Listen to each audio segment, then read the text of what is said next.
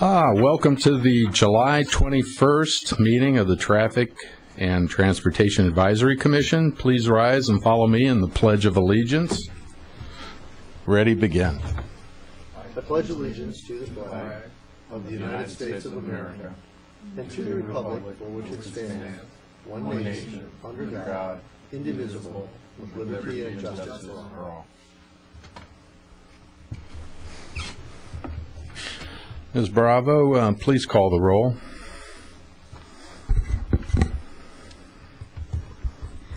Chair Gregory. Here. Vice Chair McMahon. Here. Commissioner Lemo. Here. Commissioner McKay. Here. And Commissioner Price. Here. All present. All right. Any person who wishes to speak regarding an item on the agenda or on a subject within the city's jurisdiction during the public comments portion of the agenda must file a public speaker card with the recording secretary before that portion of the agenda is called. Any person who wishes to speak on a specific agenda item must file a public speaker card before the specific item is called. Persons addressing the Traffic Commission are requested to state their name and city of residence for the record. Under state law, issues presented or introduced under public comments can have no action and will be referred to the Traffic Engineering Division Manager for administrative action or scheduled on a subsequent agenda. We have no cards, I take it? All right. In that case, do we have, 1 second here. Do we have any summary notes, comments?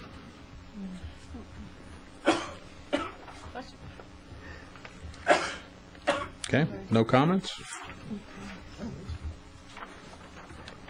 All right, then just moving forward, engineers' reports.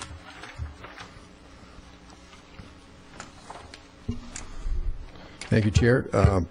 Tonight, our topic of discussion and request for approval of a new program is on traffic calming on major roads. I have a PowerPoint presentation for you tonight.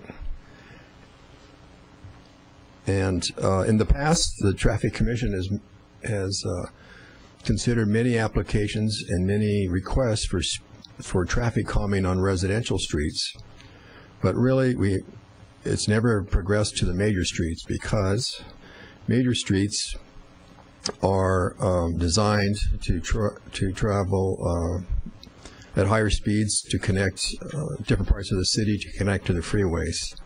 But there are some techniques that can be done. So traffic calming has been defined quite a few times, and the one that I've listed in this slide here is from the Institute of Transportation Engineers.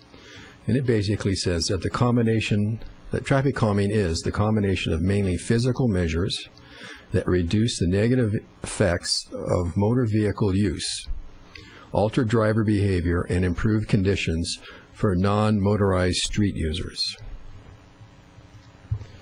Some of the benefits that we could realize from traffic calming on a major road would be reduction in vehicle noises, safer traffic control, access to major roads at uncontrolled intersections, reminding drivers to keep their speed down, easing traffic congestion and reducing delays, reducing collisions, improving pedestrian and bicyclist safety, and less vehicle emissions.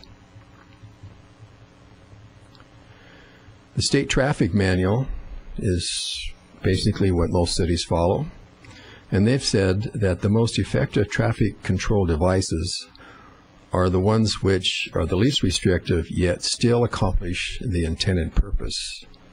So techniques that we would adopt for traffic calming on major roads should follow this basic goal. Also, traffic calming on major roads should be designed for minimum confusion or misinterpretation. We should use uniform standard traffic control devices. We should avoid unexpected road conditions that may lead to compliance problems due to confusion or disregard for the device. And we should follow established standards to maintain the city's design immunity provisions. So there's a difference between traffic calming on residential streets and major roads. Residential streets, our programs are already in place. Basically, they're residential roads that meet certain criteria to install speed humps. And the second most effective method on residential roads is police enforcement. For major roads, the speed humps are not used, since the purpose of the major road is to move traffic through town with minimum delays. So what traffic calming techniques can we use on our major roads? There's a number of techniques. One's an educational one, and that's basically the installation of radar speed feedback signs. And the purpose of these signs is to remind drivers how fast they're going, with the hope that they'll slow down. It basically involves the installation of poles, foundations, and the radar display units. Most of them are solar powered and equipped with computer memory to collect data. Most of them are wireless systems, and the units can be rotated between different locations in the city to gain the maximum effect. Here's an example of an installation that's currently on Olson Road. It has a foundation which always stays in place. The poles are portable. They can be unbolted and moved to new locations. It would have a speed limit sign underneath the radar feedback sign part.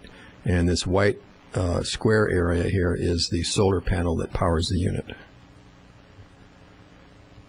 Another method is increased police enforcement. Some engineering methods would be road narrowing. Sometimes it's referred to as a road diet, where you would have a 4-lane wide road and reduce it to a 2-lane wide road. And when that's done, the road narrowing results in a 2-way left turn lane down the center of the road, which helps for people turning into their driveways and into adjacent streets. It also reduces the number of rear-end collisions when someone can get out of the main flow of traffic and make their turns. The narrowing also results in 2 through lanes instead of the 4, which helps maintain uniform speed along the road. And we get bike lanes and oftentimes a parking lane. On the Lynn Road project, we installed some motorcycle staging pads. These are basically concrete pads that were built in the median areas to provide a safe place for police officers to monitor traffic and to enforce the speed limits and other provisions of the vehicle code. After a road diet or a road narrowing project has been completed, approximately 1 year later, we resurvey the area to determine if it had an effect on speed. And in some cases it has, in other cases it hasn't. But we always study them in each case. And the last few that we did actually resulted in a reduction in the speed limit of 5 miles per hour. And there's another interesting ongoing debate with the state's speed law and methods of establishing speed laws and speed methods. And the city, we continue to monitor that progress. Another thing that can be done on major roads to calm traffic is to provide better sight distance on the corners of intersections. Sometimes that involves vegetation removal. Sometimes it involves moving a sign back. Sometimes moving above ground street furniture items like vaults and boxes and things. And improving the visibility of street name signs is another very important thing, so that drivers can see the sign at a greater distance with better clarity, and they know what to expect when they approach the intersection, and they don't make any last-minute changes. So, has the city done any traffic calming on our major roads? And the answer to that, of course, is yes. In 2009, we finished Lynn and Olson Road. 2008, we had some traffic calming on Pedersen and Valley Spring Drive, both collector roads. 2007, we did a portion of Avenida de los Árboles. That was basically a road narrowing type project. 2006, it was Avenida de las Flores. That was road narrowing. And also in 2006, Jance Road from Lynn to Moore Park. 2005, Gainsborough from Lynn to Moore Park. Other completed items that occurred this last year was the de-designation of truck routes throughout the city. And this went into effect in January 2010, basically keeping the trucks off city streets and on the freeways, except for commercial trucks, which are allowed to use local streets in the course of their normal business. Another thing that the city has done is maximize traffic signal synchronization, the timing of our signals, so that traffic moves as smoothly as we can based on the flows that we have, trying to reduce congestion and delays for turning traffic. So we made a list, part of this program, to some of the roads we were going to study. And here's a list that we're going to look at the next couple years, probably the next 3 years. Avenida de los Árboles, Canyon Road, Westlake Boulevard, South Lynn Road, Hillcrest Drive, Orchard Road, Sunset Hills Boulevard, Windy Drive, Reno Road, Lindero Canyon Road, Rancho Conejo Road, Mount Cliff, and Willow Lane. Now, with this number of streets, it certainly is more than we have resources to do in a short period of time, so we've had to rank which ones were the most important. So we developed a system, a point system to rank these roadways, and to by applying points for different features of the road. For instance, one of the higher points was a road that was going to have a resurfacing schedule within the next year. So by resurfacing the road, it covers up all the striping, so that gives the engineers a chance to design a new striping pattern. And in many cases, for major road traffic calming, it would be a road narrowing type traffic striping pattern. And we can also make other corrections at intersections and in the sections in between intersections. Another thing we'll be looking at is collision rate. We'll be looking at traffic speeds, traffic volumes, the proximity of the road to residential areas, citizen concerns, police enforcement needs, sight distance requirements, compatibility of that particular road with an adjacent or a current capital improvement project, the availability of funding to fund the traffic calming, and then adding up all the points and comparing that, readjusting the ranking system. So we did that, and in your report there is a chart in there that has many numbers and columns, which we didn't put into a slide because there's just too much to read. But in your report you have that, and basically we re-ranked everything and into 5 projects, and probably 5 projects would be a workable system for the next 3 years. The first item, however, ranked number 1 was Árboles, but we found out recently that the funding that road was going to be overlaid this year, this summer, but the funding for that project has been postponed. It was shortened, so it's been postponed probably for another year. So the ranking would just then move up. So ranking number 2, Canaan Road, would probably be number 1 for this next coming year. And with that, I'll be glad to answer any questions. Are there any questions of staff regarding this? Go ahead. Thank you, Chair. My question's a simple one. When you say that would move up, does that mean that 2 becomes 1, 3 becomes 2, all the way through number 6? Arbalest just moves off to the side because of the funding situation. So number 5, in essence, would then become Sunset Hills. Is that right? Yes. Okay. Thank you. Yes, exactly. We probably still would move forward with some type of engineering review of number 1, Arbalest. We can do that. Right. But we just wouldn't be able to proceed with the project. Okay. Thank you very much. Any other questions? No, all pretty straightforward. Anyone wishing to address the commission on this agenda item may do so by filling out a purple speaker card or a blue written statement card. Do we have any cards? All right. Do we have any? Okay. Then this is an action item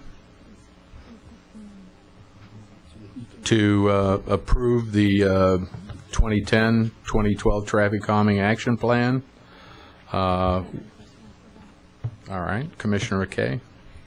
I'm sorry. When you said that Arbalest, the funding would be postponed for maybe a year, if this is a 2-year funding plan, if that funding should come back, would Arbalest go back to the top of the list, or what would happen with that? You said you might still do some studies. If it's only postponed for a year, I'm just curious. Yes, because out of the 5 that's on the list for this next 2 years, that's the only project that's planned to be overlaid. So that would be probably the best candidate to look to see if there is a way to calm traffic there. Maybe it would be a road narrowing. It might not be, because there's some fairly high volume of traffic, especially in the vicinity of Route 23. And when you have 4 lanes with 15,000 or more cars a day on 4 lanes, that's one thing, but you put that many cars on 2 lanes, it may not work well. So this is where, some in-depth analysis needs to take place.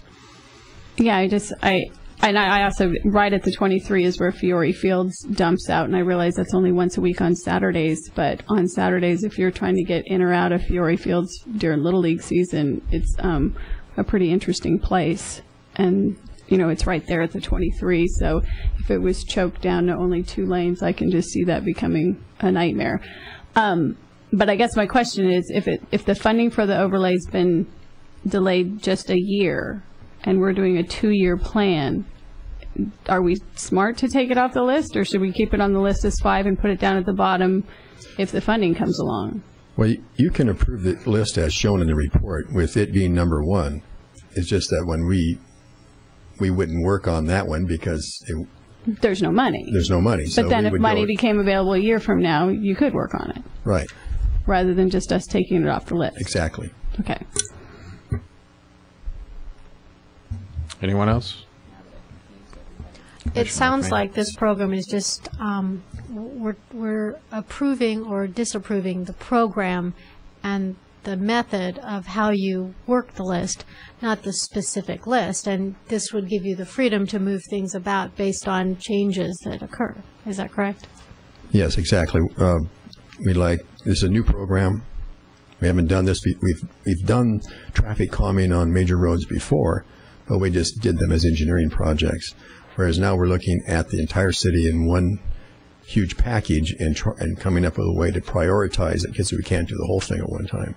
So we're going to look at a street at a time And this is a way of doing that, coming up with a point system. So it is a method, as you say, and it is a list. So we got the method done. Now let's make a little list so we can start working on the list. And so that's what the report's trying to convey. Commissioner Price? Yes, thank you. I'm curious, the Hillcrest Drive project there.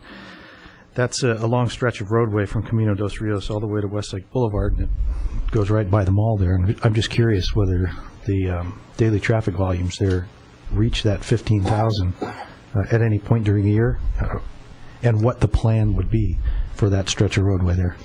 Oh, yes, they do. They exceed 15,000 vehicles per day. And those areas, we would not think of narrowing the road. So we don't want to increase congestion. I mean, that's not a goal. The goal is to provide ease congestion and provide smoother traffic flow. At the same time, keeping speeds at a lower constant speed. So maybe there'd be portions of Hillcrest Drive that would work, other portions wouldn't work. And another reason why it's on the list is that it got quite a few points for one of the categories, which was a concurrent city project. We have the Hillcrest Bike Lane project. And one of the options that are being studied right now with that project is doing a road narrowing where we can create a parking lane, bike lanes, two-way center left turn lane, and one through lane in each direction. And maybe there'll be areas on Hillcrest that'll work well, but it's not going to work well in the more congested areas, like you said, the mall area and the Moore Park Road area, that thing. Right. The other question I had was in regards to the Lynn Road.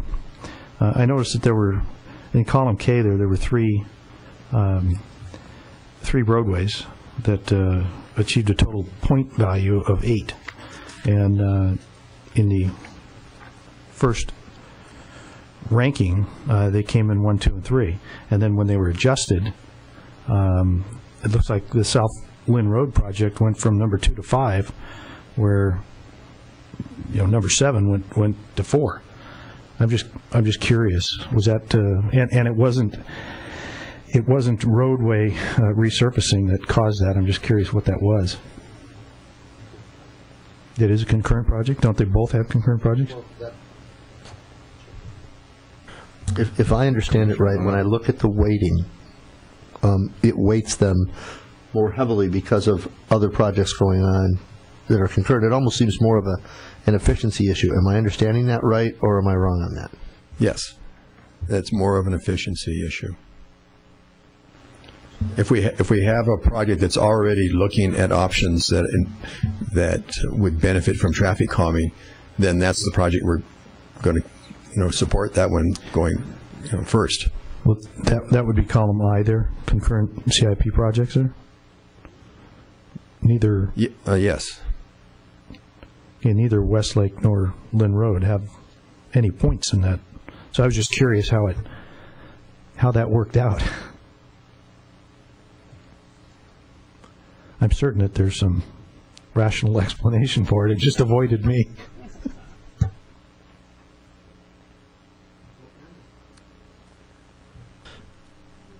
M is the column that takes that re-ranking into consideration. I didn't know if every concurrent project was even shown there. I understand that a concurrent capital improvement project is weighted because of letter I.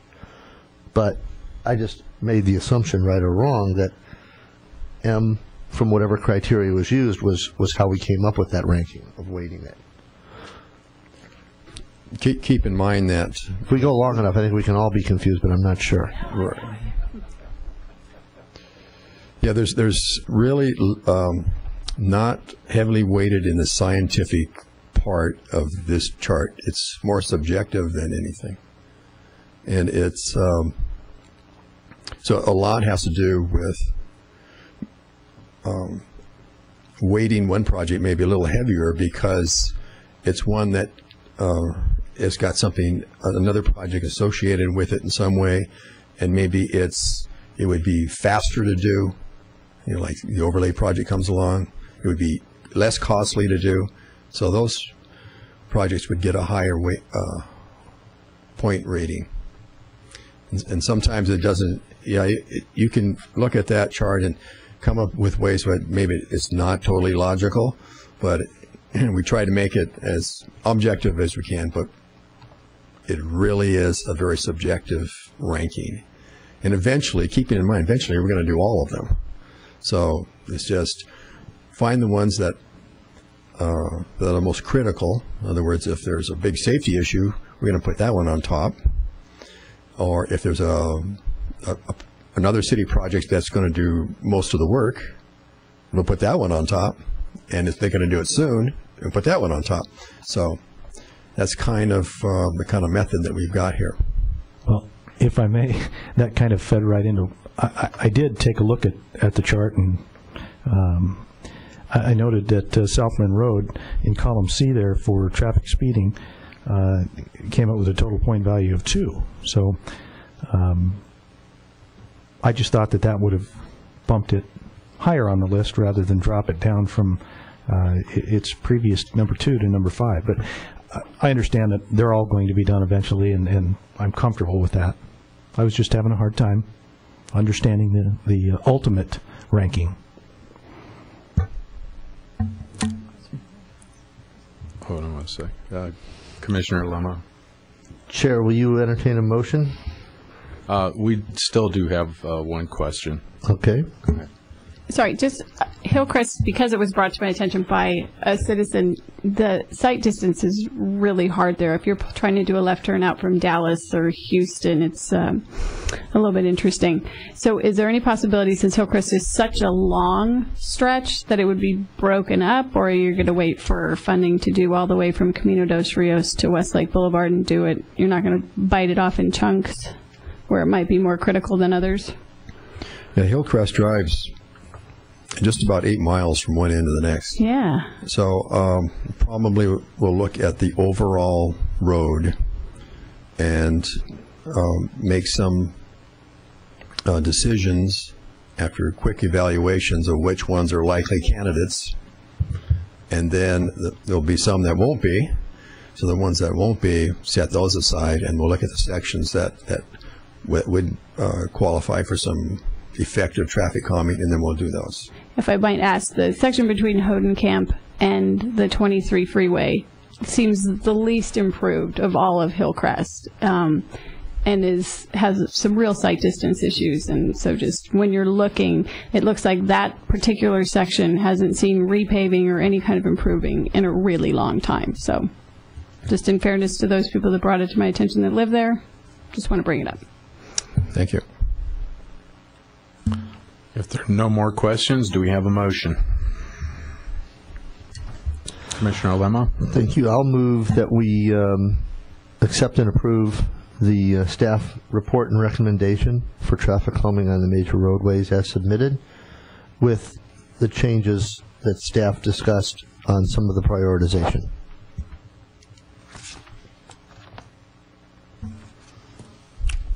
Should we vote? Show of hands. Yes. All those in favor? Motion carries 5-0. All right. With that behind us, we are, hold on one second. I see item 7, status report on prior traffic commission recommendations, none. We have commission referrals from April 21st, there were none. Work program commission schedule.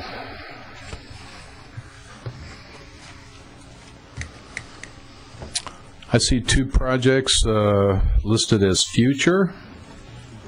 And I also see a recommendation from staff. By Traffic Commission resolution, we are standardly dark in August, as most people are not available and on vacation. I see these future agenda items out, though, farther than September. So the recommendation they're making is that we schedule our next meeting for October 20th. Do I have any feedback from any of the other commissioners? I think that it's a good idea. If there's not work for us to do, September's a busy month, so October works for me. Oops. Everyone else in agreement? All right. Then should we do a show of hands for that?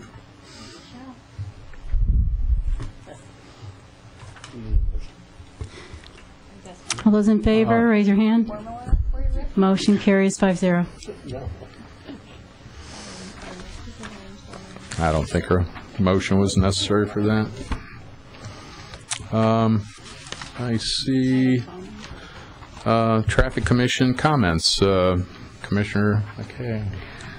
Since we're not meeting again before school starts, and Mr. Spurgeon, I'm so glad you're here. It was brought to my attention that there were some changes in the crossing guards that typically those studies come to us, and they didn't this time, and I don't have a problem with what happened, and I agree with the changes, but it's just, I thought that the commission should be made aware of what crossing guards have been eliminated, because some folks, particularly since we're not meeting till October, may chat with us about it in September.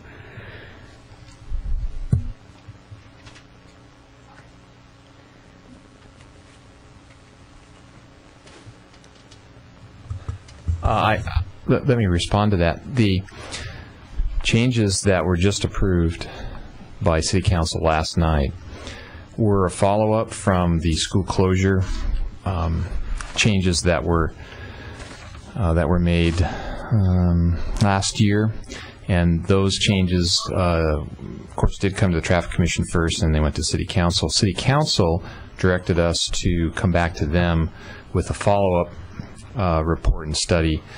The pedestrian counts that we needed to do at those several locations were delayed until, I think, May. And anyway, in this particular case, it wasn't necessary to come back to you because it was a direction from the City Council. That's why we didn't come back as a separate action item to the Traffic Commission. But point well taken. That's certainly something that we need to keep you informed of, and it should have been in whatever packet that, or just provided to you via email. So we can point taken again, and we'll make sure we do that in the future. Did the commissioners know what changes were made? Did everyone watch City Council last night and enjoy it? Yeah, Mr. Spurgeon would like to enlighten the rest of you. Thank you. I'd be happy to do that. You recall that there were that University Elementary School was closed beginning of last school year, and we had 2 crossing guard locations assigned to that. So those were eliminated. The university students were split. Half went to Weathersfield, which is up east of Moore Park Road, and the other half went to Wildwood Elementary School, which is west of Olson, or Lynn Road, Olson Road. So we had anticipated that because there were quite a few students that walked to university, that they would continue to walk to school and that they would walk to their new schools, and that we needed crossing guards on Moore Park Road and on Olson Lynn Road. So those were assigned there, and one was at one location was Olson and Moore Park. Another location was Arbolas and Moore Park, and then the third location was Arbolas and Lynn Road. When we went back and re-evaluated those 3 locations, we found that 2 of them had 0 students. And I think Olson and Moore Park, I don't think a student ever crossed there in the entire school year, which, you know, based on kind of we kind of knew that going through the school year, and we probably should have acted sooner because that's just a waste of resources, obviously. But at Arbolas and Lynn, we only had 1 or 2 or 3 students, and clearly those were way below the threshold. So as you pointed out, Commissioner McKay, the recommendation is certainly valid and appropriate. So those 3 locations. The recommendation was to remove those crossing guards because of, well, 0 or very few students crossing. So that's ended up being a savings of, I think, $25,000 to the general fund per year. So. And then at that same time, I don't know what council asked for, but we in this room promised the parents at Mates Charter School, when we recommended to lose their crossing guard at La Granada and Herbs, that would also be reevaluated. Did that happen? Yes, it did. And that, although there's a few students that are crossing there, more than those other 3 that I just mentioned, they're still well below the 20 student minimum per our standards. So there was no change, no recommendation to make a change there. Okay, good, because that's one I get asked about. So.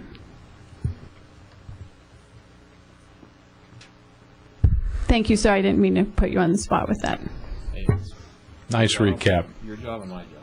Thank you. I see Bicycle Advisory Team Status Report number 18 and School Safety Team Status Report. It's attached. A lot of these happened about 2 months ago, actually. Is there any update from staff on these? No update. I see one question from Commissioner Lemo. Can we just move back to the comments for just a second?